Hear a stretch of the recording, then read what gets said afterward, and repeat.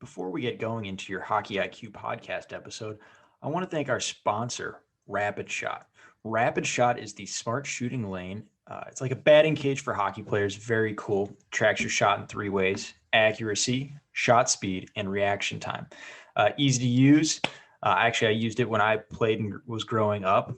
Very easy. Simply scan your phone in, select your settings, and start shooting. You can see your stats on the app and online.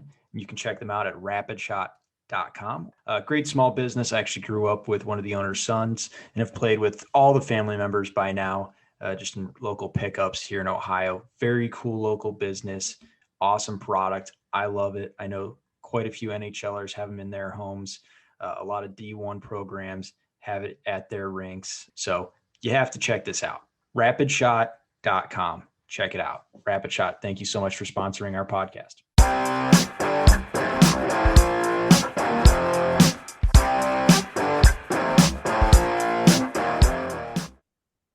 On the Hockey IQ podcast today, we bring on Joel Cressman. Joel, nice to have you here. Being opposite sides of the world, though, makes it interesting. It's 7:15 over here, and you said it's 8:15 where you're at? 8:15 at night over here in Korea. Yeah, thanks for having me on, Greg. Well, let's start with that fact. Being a hockey guy, how did you end up in Korea? After I graduated, I did a master's in kinesiology. I bounced around a little bit. And my first job was actually in sport development at Golf Canada. So I was developing golfers in Canada. And then after about a year, I grew a little restless, and then spent about 3 years traveling around. I lived in Australia, and moved to Korea after that, and really just got taken by the international lifestyle and decided I wanted to become an international teacher. So I went back and did my B.Ed, and my plan was to work in international schools, which is what I'm doing now. But it's not just about the schooling and the lifestyle. It seems like you've cultivated this unbelievable interest in, maybe it's more of a passion, a desire, a calling to look towards development, skill development, these items. So I'm curious. Okay, you've bounced around. You've been teaching golf, other things. You're clearly a teacher. Um, how did it become like development was the thing for you, or what was like the moment that sparked it, for example? So it's an interesting question. It's funny because those two stories kind of converge because when I was at Golf Canada, I was actually put on a project of top 100 golfers in the world, and was doing the research side of it, and looked at the men, and there was nothing unusual that came up. And then when I looked at the women, a third of them were from Korea, or from South Korea. And when we went to the team with this and kind of debriefed in the meetings, there wasn't a lot they could say about the development process. And it was just kind of this great unknown. And it was funny because unintentionally, I ended up moving and living in Korea and finding like the exact opposite, that not a lot of people played sports. And it was kind of rare to have people that were athletes or did sports in their spare time. So that just even really built up my curiosity more of what is this culture that where athletes are seemingly not playing a lot of sports, but they're producing some of the best in the world. So that was, I'd say, the start of it. All right. So what from that research did you end up finding? If you're not seeing what you would think would be there for development into elite athletes and some of the best athletes, like Son in Tottenham and Right. soccer. I mean, he's Yeah. unbelievable. And there's so many other great athletes you can point to coming from South Korea. Yeah, so it's very segmented. So Korea is infamous for academics, for being one of the most academically rigorous countries. And they've had this program that actually got developed as kind of like a Cold War philosophy that they were going to develop specialized athletes. So in the early 70s, they developed, it was called the athletic specialist system. And they created middle schools and high schools that essentially just focused on these one sports. So it's still kind of the system that runs things today. Uh, if you're going to become a soccer player, you try out for it in late elementary school, and then you essentially just focus on soccer. And academics become too competitive to do both at once. So they become so focused on soccer that it takes up most of their day. So it's the average student who I was working with, they were already off the pathway, and there's really no way on that specialized pathway. So it was just a really small fragment of people who are pursuing sports seriously. So I feel like a lot of people nowadays are talking about benefits of playing multiple sports and playing Yeah. everything. And it Yeah. seems like Korea is bucking the trend. Yeah. So I'm just going to keep it open-ended and let you take us where we should go with this, but what gives? Um, yeah, so I actually wrote a book on this. I became super interested in it. It's called Soul Ambition. But one of my main thesis in the book was that it works for something like golf, which is uh, a more simple target game where you can repeat skills over, and it's less decision making, less reading of the game. But it doesn't work for invasion style games, soccer, hockey, basketball. It's not as efficient of way of producing world class athletes focusing on one sport. So I dove into that, and you mentioned Son. Uh, we talked about the athletic specialist system. He was actually like the greatest rebel against that system. So his backstory is his dad was a former national team player himself. He played up to the national B team. And he ended up retiring at age 28 because he got injured. He had an Achilles injury. And it was this formative process in his life where he became bitter about it. And he put no pressure on his sons at all to play. Uh, but it was Hung Min, his youngest son, that came to him. He was in third grade at that point and said, like, Dad, I want to play soccer, and just kept badgering him. And he said, I'm fine with you playing soccer, but you're not going to go on a school team. Like, you're not going to enter the system. I'm going to train you myself. So they ended up just doing 2 hours a day, him, the older brother, and the dad in their backyard. And like very infamous, very extreme. They only worked on ball control. So they did keep it up in a figure eight drill, like 2 hours a day, didn't work on shooting, didn't work on any tactics. It was only those two drills, and that lasted like 5 years. 5 years of keep up figure eights ball control. Wow. And clearly part of that was being able to do those technical skills while looking around because he's one of those elite scanners in the world. Right, It's well known, like in warm up, he will do specific drills to make sure he's able to look around before a ball gets to him, or he's looking around while on the ball or while receiving, which right. obviously increases the perception. Can you keep going? I'm kind of curious, like, how did this play out? Like, when did he enter the system? Did he have to move abroad at some point? Right. So when he was 14, his dad finally said, like, okay, you're ready to enter the system. He played 1 year at a middle school.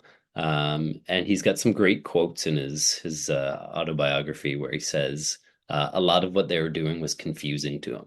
They couldn't understand why the coach was like making them run without a ball and why they weren't working on ball control a lot of the time. Couldn't understand the focus on fitness and the fact that everything was top down from the coach, and they weren't allowed individual decision making. So he did that for a year. And then he was at FC Seoul's academy team for about another year after that. And some scouts noticed him playing in a tournament. He was 16, and he went over to Germany. and his dad went with him. And basically, at that point, the two of them became a team. And he was a latecomer to a lot of tactics and a lot of positional play, and essentially learning how to play against defenders. So they infamously worked hard from the ages of like 16 to 20, just going over all those tactics and things. So he didn't learn tactics till later. And, he's obviously the biggest star, if you know anything about soccer, especially in South Korea. Like he Yeah, is, he's the biggest male celebrity here. He's got like a full-time show dedicated to him. He's a pop star here. yeah, Korea amazes me with some of the interest they have. Like I want to say there's what's the video game? StarCraft. I think it has like a full on channel or two. I think it's actually multiple channels just dedicated Yeah, to the video game itself. Like yeah. it's incredible. StarCraft and League of Legends now has got a lot of the best players in the world come from Korea. So, kind of keeping on the soccer train a little bit. You and I have a passion for Erling Haaland. Like he's a fascinating story. I approach it obviously my Hockey IQ newsletter from a more like how does he do what he does? What are some of the tricks of the trade? Like I love the movement that he has. It's incredible. Something I haven't actually talked about is like movement cues. Like if he sees a teammate get a ball and they're able to like turn and face forward, like he's automatically making a run. All these amazing things that he does.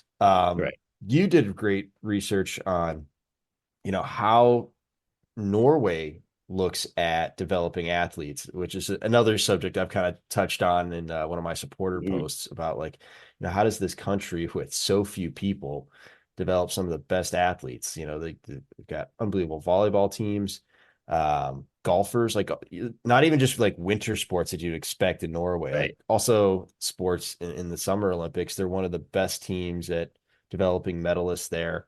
So something there's clearly in the water specifically, but I think when looking at his dad, obviously was a professional player as well. But there might be some similarities to the son as well. Yeah, so I guess through this process, I've focused on Korea to start, but I have a huge interest in cultures that produce talent, like talent hotbeds, if you will. And his group came up. There was a really like interesting research study that went back, and the researchers looked at their whole cohort. So it was the Brine 99 cohort. And what made them unique was they still trained on the typical Norwegian club system, but that group produced more professionals than they had dropouts. So they produced six professionals, and they had only five players drop out by the time they were 16 years old. So they went back and they looked at what they did and how they did that. And they found a number of cool things. First, training before age 11 was just fun focused, was skill development focused. And a lot of what they taught so the kids could take away and do it on their own. So they would uh, be able to go out with their friends and essentially just play and do it. Um, and then a lot of tactics was delayed till 11 or 13. And then positional specific play, I think, was delayed till like 15.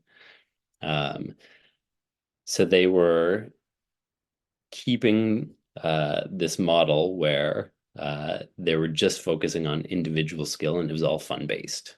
And then another really interesting part, and part of my philosophy that's really changed over the last few years, is looking at unstructured play and how much that factors into skill development, especially in invasion games like soccer. Um, and what they found of his group too was there was a ton of unstructured play. Actually, when they were 6 years old, the town built a dome, a bubble that they just left unlocked. And a lot of the players went in and at any time just played. They had this game called World Cup that they would all play together.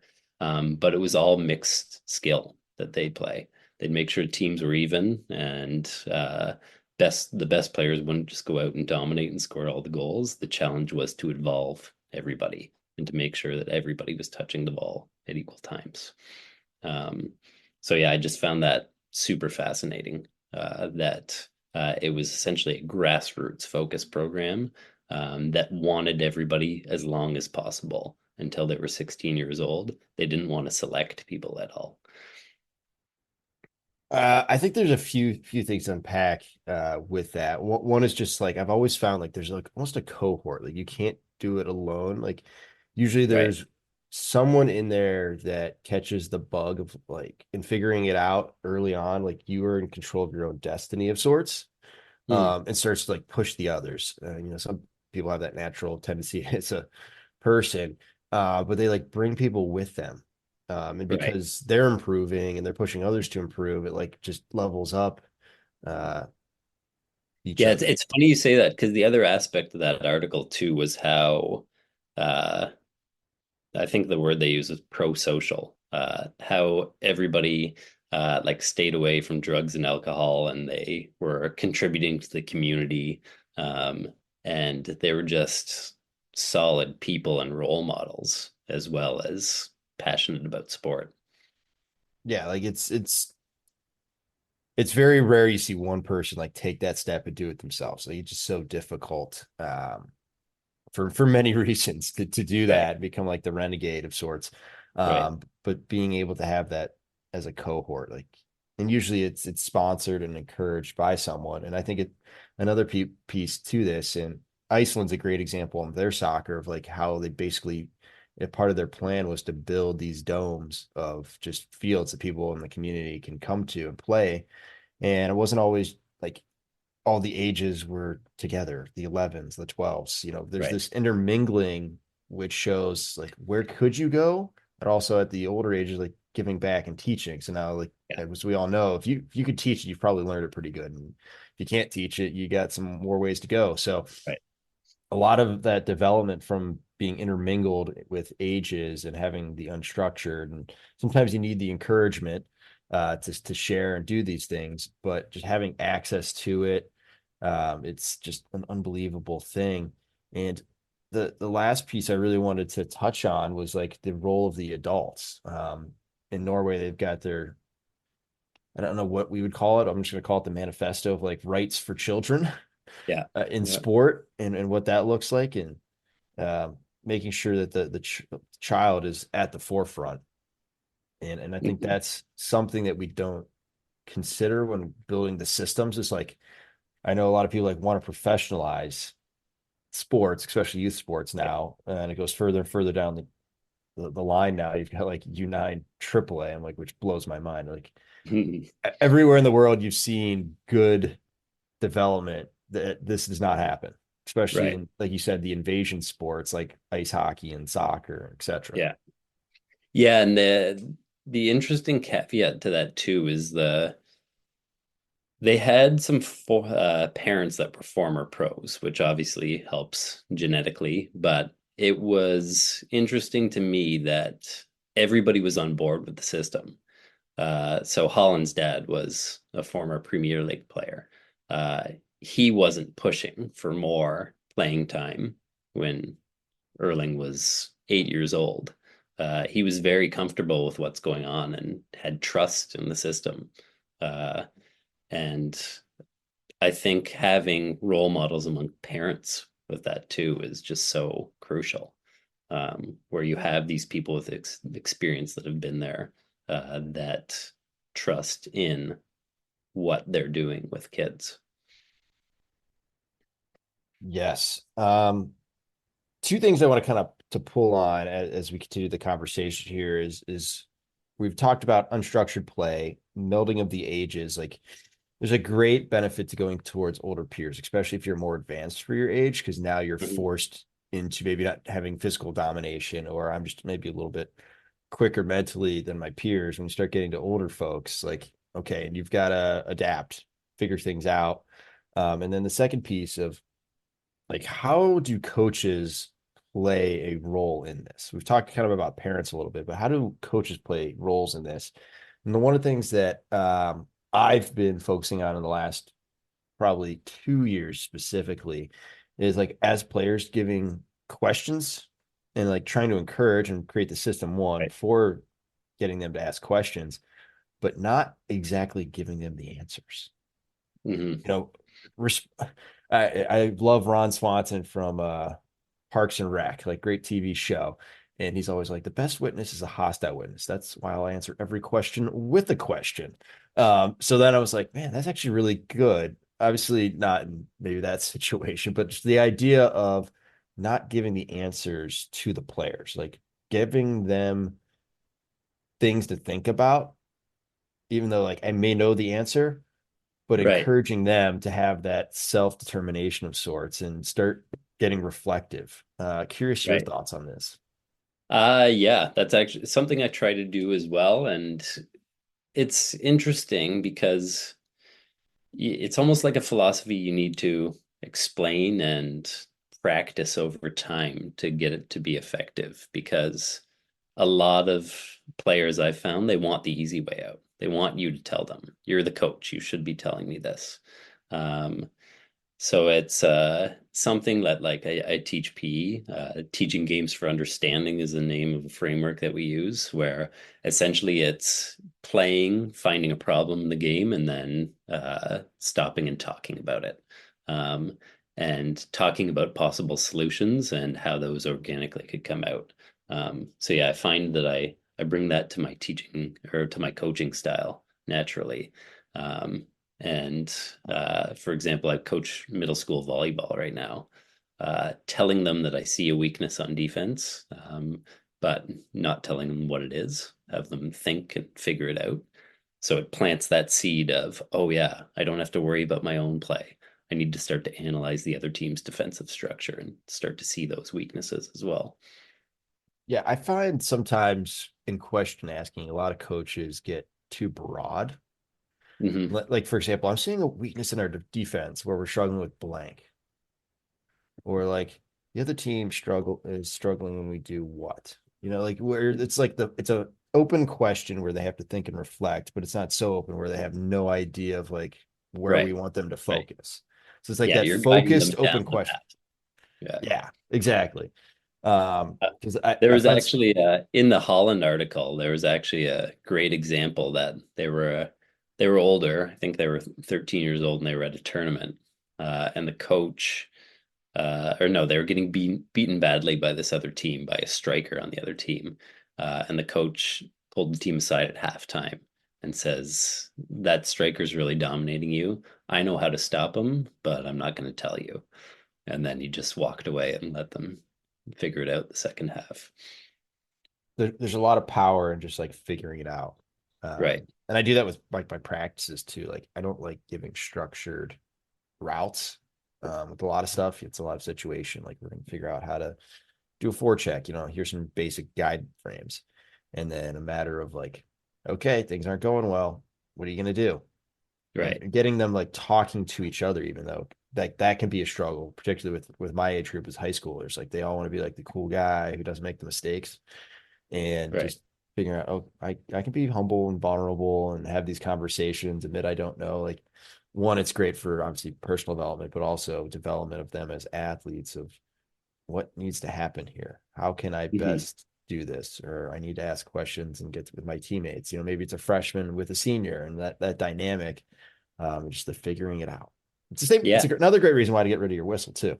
Right. You can't blow things Yeah, dead too early. exactly. Yeah, and that greater sense of ownership too, I think, is just to get them more involved in practice, is an excellent way to just engage athletes.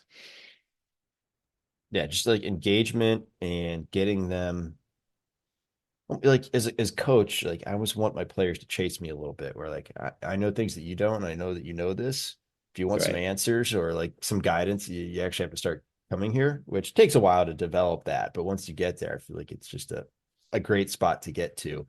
Right. As like there's this curiosity, this engagement, and just you can see that they're trying to think and figure things out. I'm assuming it's very similar to you in your class. Once you hit that stage, it's really awesome. Yeah, and so it's also something too that it takes time, and uh, one thing that I really like about teaching where I am is we'll play games. We'll play 4 invasion games over the year, and you're essentially guided by principles of play that will keep coming up. But these problems are going to be unique to each sport.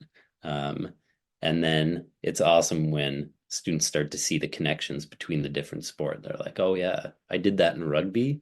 It'll work a bit better.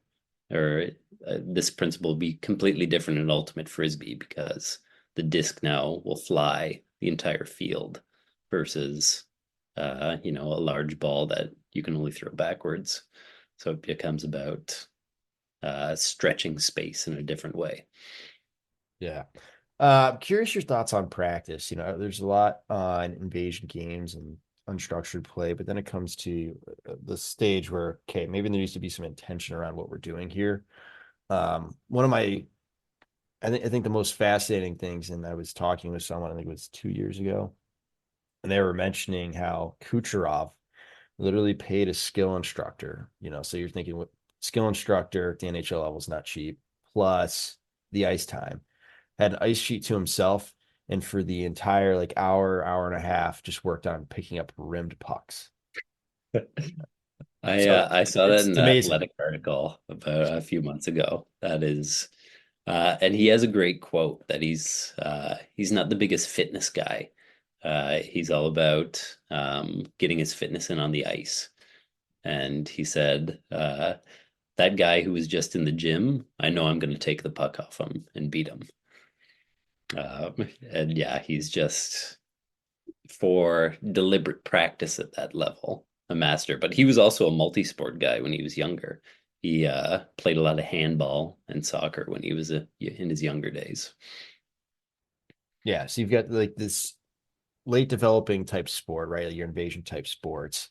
So you need like the general athleticism and creativity and ability to think maybe in different dimensions.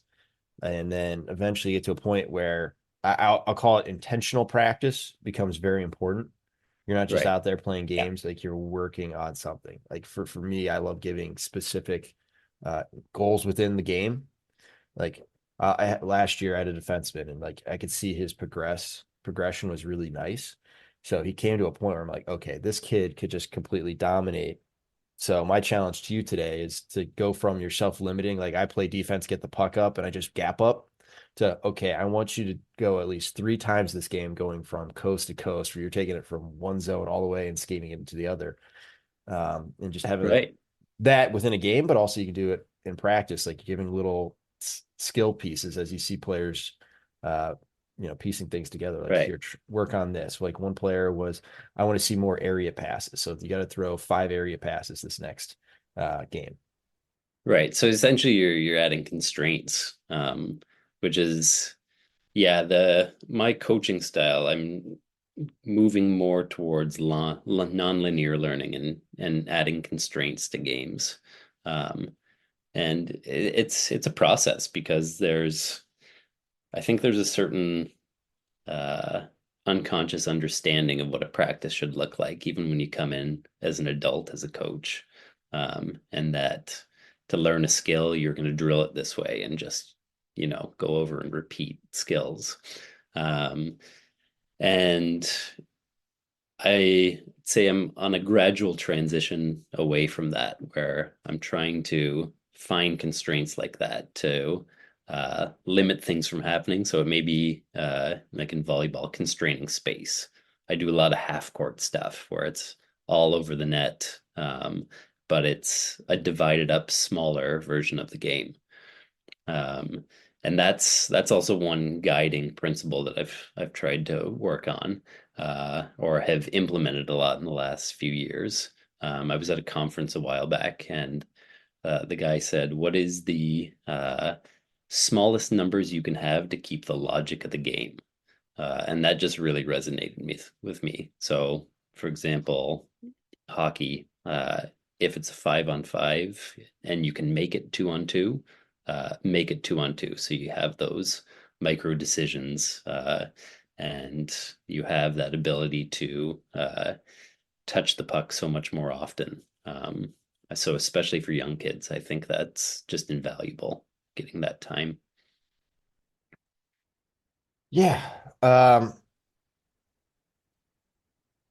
So you're trying all of these things as a PE teacher.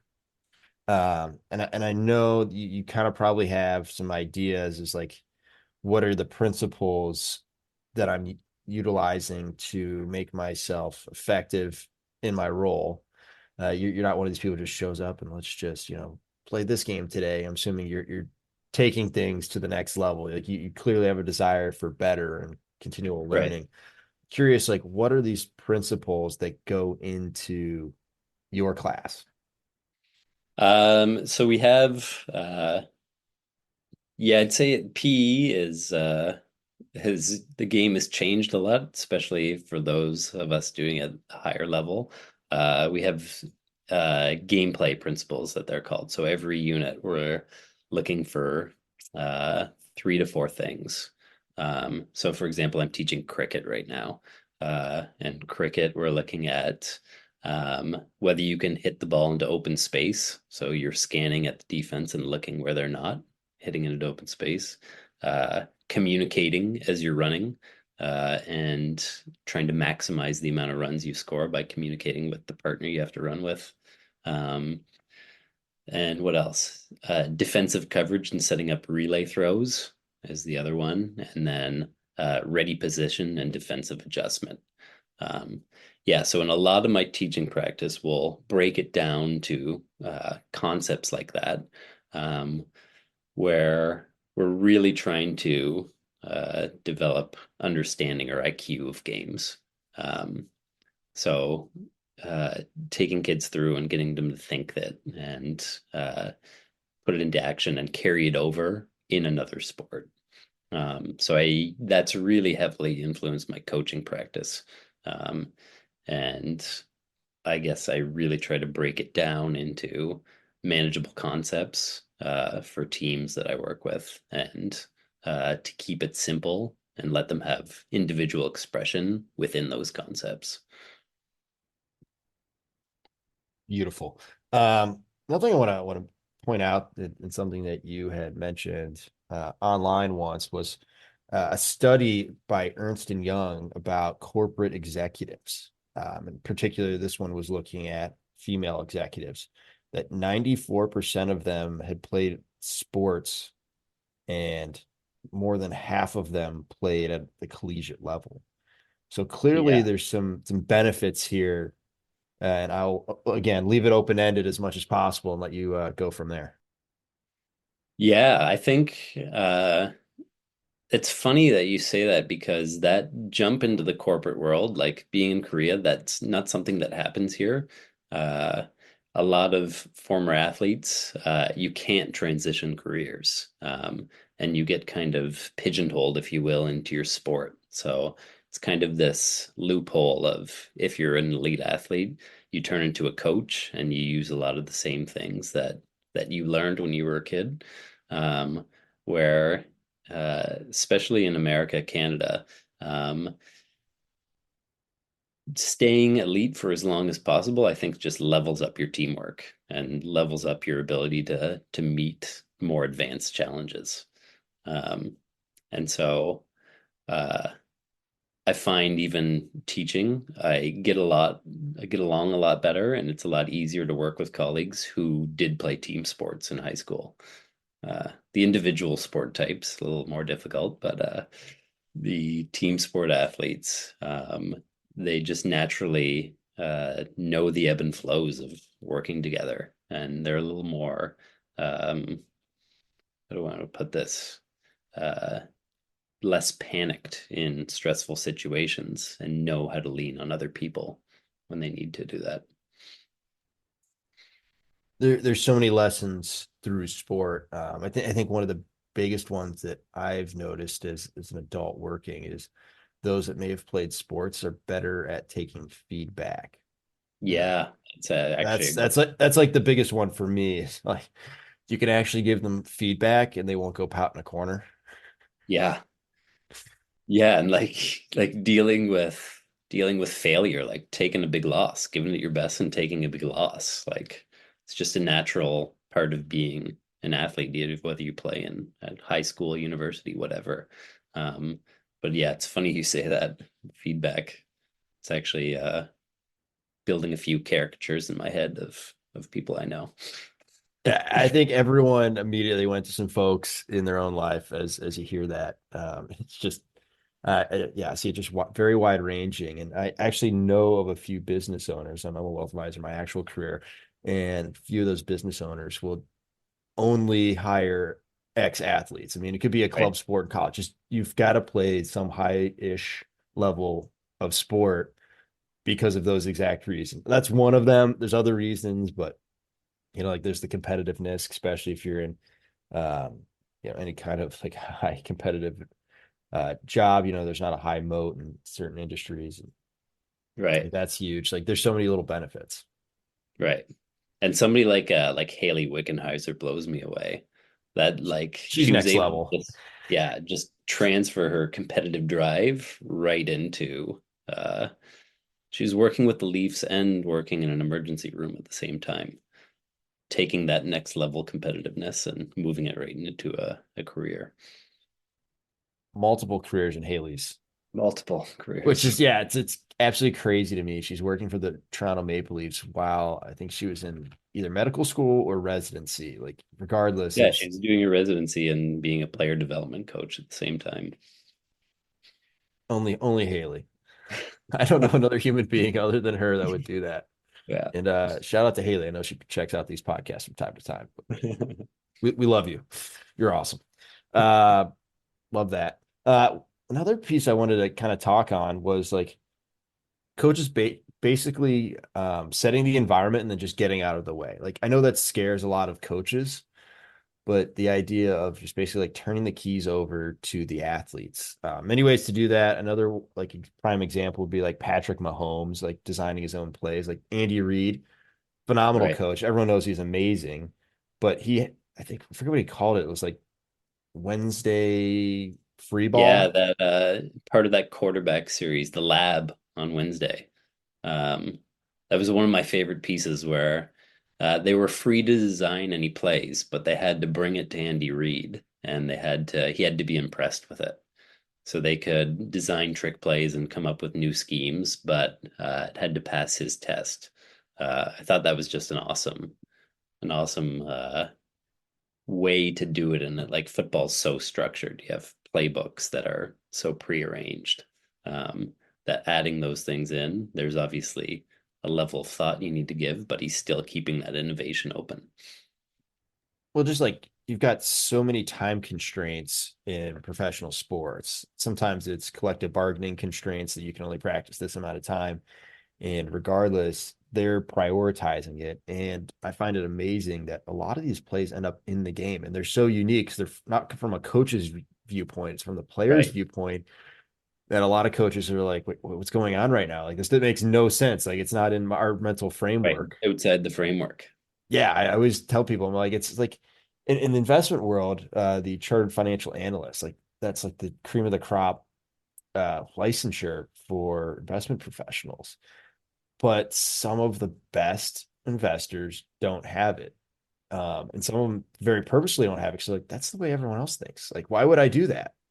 I want to see it from a new perspective, my own two eyes. And maybe I'll make some mistakes, but I'm going to read and try to figure out what's going on. But I don't want to be I don't know the right word for this, but like poisoned by thinking like everyone else thinks. Right. Another thing I want to kind of talk about, and there's another kind of coaching piece of like making coach or the coaching sessions more intense than the games themselves. So your practices are harder. So Mm, you think back to some of the great coaches, John Wooden, for example, is one of these. It's like, I'm going to make it so, and it may not always be physically taxing. There's an right. element to that usually, but mentally taxing where you've got to be switched on right from the get-go. Like for me, I dislike practices where we have like a specified warm-up drill and then we go do practice. I'm like, as soon as you step on the ice, like you're doing something that's going to take your mental focus right away and just not even give that to like that little bit of space. And there's ways to take like the warm-up drills and do that. But I think that's a fascinating piece of like, how do we go about making practice more stressful than a game? So it's like the game's like, okay, Right. been here, done that. It's not as crazy. Right. And yeah, that's something that I've really thought about a lot and changed is making everything a game in my practice or classes. So moving away from those set warm-up drills or whatever where it becomes mindless to making it a game. For me, like time is the thing that I try to isolate the most on that. Um, so for example, I'm coaching volleyball right now. I love to play something called speedball, where essentially one person's just sitting at the side with a cart of balls. And you can be in 3-on-3, 6-on-6, or whatever. But you're entering the balls in. And as soon as it goes out of play, everybody has to reset and to get back right on the court. So to keep that speed up, and volleyball can tend to be a game where you dwell on mental mistakes. You need to have that ability to uh, put it out of your mind right away because the ball is coming in right away and how you have to adapt. Um, but yeah, I think the quote was John Wooden and how his practices were, it was all game flowing drills, but everything was time oriented. And he was just stressing everything be done quickly over and over. Yes, these things are great. Like for me, a lot of it just like rush drills, like in transition from Hmm. defense to offense. Like a lot of drills I see in hockey, you'll have like the 3-2 rush or 2-on-1 rush, Right, and the players just take way too long. They're like, will like stop and play out a 2-on-1. The unrealisticness of this, like right, maybe you get that once a game if you're lucky, where you can have all the time you want. Usually there's back pressure. So like, how do we do a back pressure? So like, I'll do a 3-on-2 drill where we're sending someone to make it 3-on-3 right away. So you're playing out a right, 3-on-2, but it goes right into a 3-on-3. And then that team that was back checking and playing defense now turns to offense. So they've got the 3, they're attacking 2, and then we're going to figure out a way to put that back checker. So it's like a continuous 3-on-2 with a back check. It's like, how do we right. find ways to, I just call it like adding more pressure. Like I'm constantly trying to add more pressure. So similar idea as yours, like almost like that time constraint. But now we're really looking for, okay, Right. where's that player coming from? Have they eliminated an option? Yay or nay? Right. And I think too that like an easy way to add that intensity is just space. Like if you're using all the space dimensions that you can have that 3-on-2 with back pressure drill running on 3, 4 separate spots on the ice sheet. Um, so everybody's active at the most amount of time. You're preventing that standing around.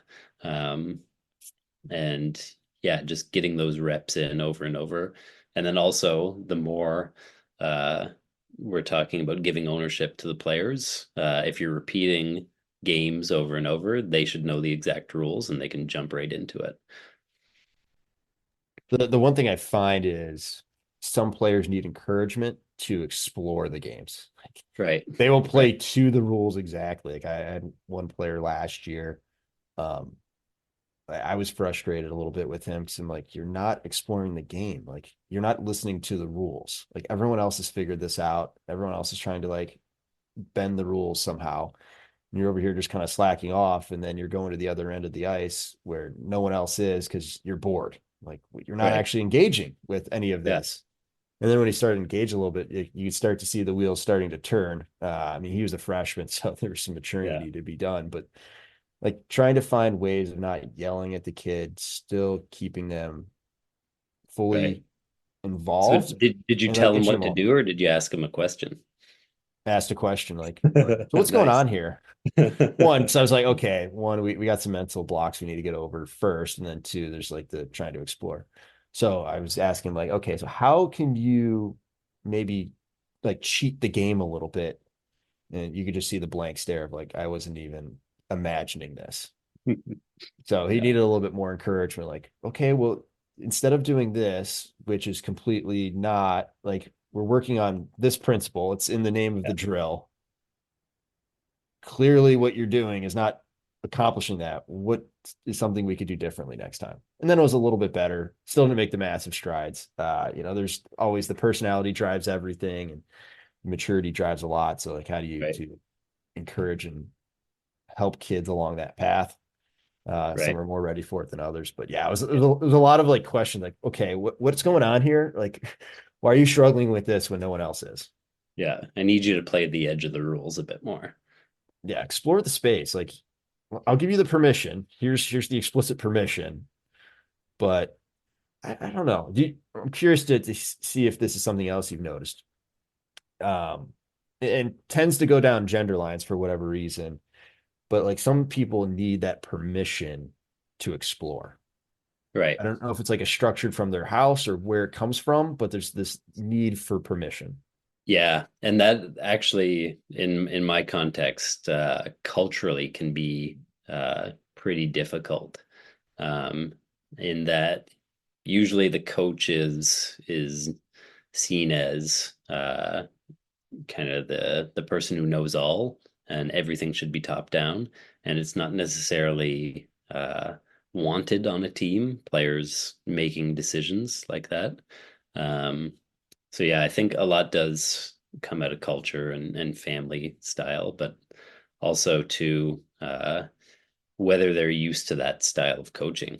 So it's a lot of context I need to give my players to say that like this is what I expect from you because I want you involved in thinking the game and I want you to take control on the court or on the ice or whatever it may be. Um, and yeah, sometimes it can take a long time to get there. Yes. Another thing I wanted to touch on, and you have a front row to this, is how amazing South Korea is, especially at short track speed skating. Mhm. Um, and I find I'll relate it then later to the Japanese women's hockey team, but Mm, just throwing money at something doesn't always work. It may help, right. but it doesn't always work. So obviously there's a social aspect to this. So I'd love to hear you explore that a little bit. Yeah, so I think one thing you need to understand about Korea, especially, is if somebody becomes a world-class champion on it, the the offshoot from that is gigantic. So essentially, it's like almost like a copycat effect that if somebody reaches the pinnacle of world sport, there will be people the next day saying, "I'm going to go out and I'm going to learn how to do that." Um, so South Korea in 1988 knew short track was coming in for the 92 Olympics, and they like quite deliberately planned on becoming good in the sport. So they trained their athletes, but then in it was a demonstration sport in 92, 94. Guy won a Olympic gold medal. And right from there, it took off. Ton of people started skating, and they had this whole population of kids that got on skating.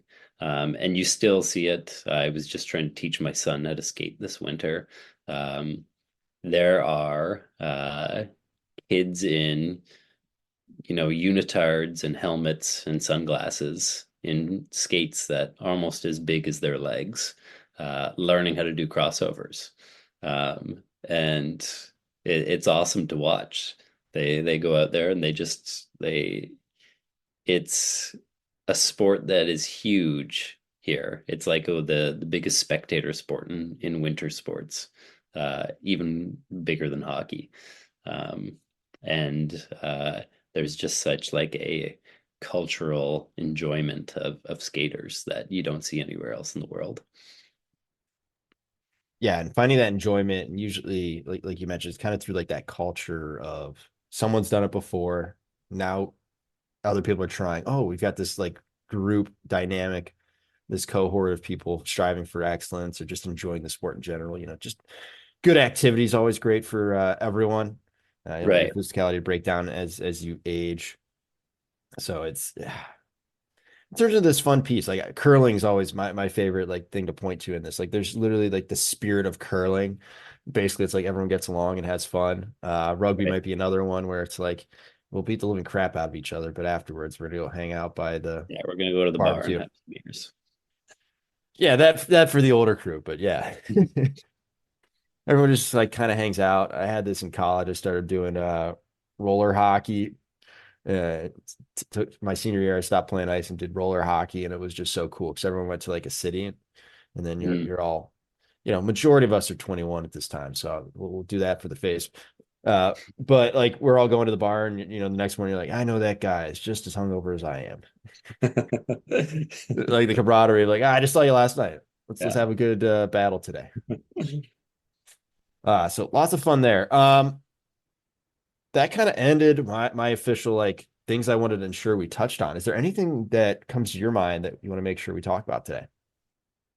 No, I like the path that we went down. That was went some directions that I wasn't expecting. But yeah, it's been a really interesting process for me. Coming like a lot of what I got started on was noticing these differences to how I grew up and the approach for sport and seeing that it's not the same everywhere around the world. And when I look at Korea, I often think that I'm kind of looking forward into what America, Canada, the Western world's going to become in the next 10 or 15 years. This idea that you can only really focus on one sport and you there's so much you need to invest into that sport just to continue on. Like in hockey, you see it with summer leagues now and kids saying they're going to get their spots lost if they're not playing in summer leagues, and that competition built up from parents and coaches. So I've almost flipped the exact opposite in my philosophy and thought, how can we go more organically and come back to this play-based learning where kids are doing it just for fun, and we're removing adult politics as much as possible out of sports. All right, so we'll talk about Ajax and all of these great soccer academies next time because it's a big push to start putting free play and open play in at the younger ages, and there's some cool things. I feel like a lot of times there's some great facts about this when you get into like the development academies for professional teams. So there's not the detach between the youth and professional. It's one lengthy process. And there's the incentive to develop the talent. Like they're constantly trying to find the edges. Like, what's the best practice? How do I do this? There are some people I feel like do it in North America and do it quite well, but it's harder to align those interests rather than like, oh, I recruited this kid, had him for a year. We're gonna call it that I did this great job developing and moved him on to this league. And it's like, maybe not. Soccer academies, by the way, there's a book by a guy called Michael Calvin called No Hunger in Paradise. And kids who are in academies at 9 years old, like 98% of them aren't there by 16. So they do quite a horrible job developing players as well, too. Yes. But it's always just curious for me to watch, like, what are they trying to do? Like, what's the next thing that they're trying out? Right. I feel like they're and figuring out like what's successful. Like Ajax is probably the most famous example in the world of soccer, and a lot of their stuff is kind of like we talked about early, where it was a lot of free play, but also very technical heavy at the younger ages. And they've got some of the most world-renowned soccer players of all time in it. But yeah, you're absolutely right. Like the academies, for the most part, really struggle. Yeah, and it's interesting you say that too, because I came across something recently called the early engagement pathway. And for soccer, it seems to be super successful that kids are introduced young and they're getting structured practice training, but they're getting high amount of play hours away from those structured practices. So like the practices are a limited amount of times a week, and they're going out and they're playing with their friends on the playground. That's usually who ends up by the adult years becoming elite, is these kids who get this unstructured playtime. Yeah, where we can start talking about getting into creativity and how did that develop? So, but I think we should probably end the conversation before we go on. Sounds for good. A lot more time. But Joel, really appreciate the time. Thanks so much for hopping on. Yeah, I appreciate you having me on, Greg.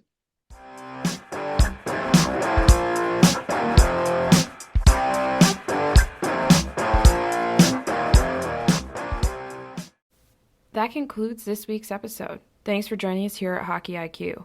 If you haven't already, take a quick moment to hit that subscribe button, give us a thumbs up, and drop a review. If you want to be a great teammate, even recommend us to a friend. You can follow us at Hockey's Arsenal on Twitter and Instagram.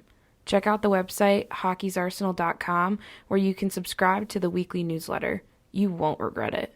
Catch your buttes here next week for a brand new episode.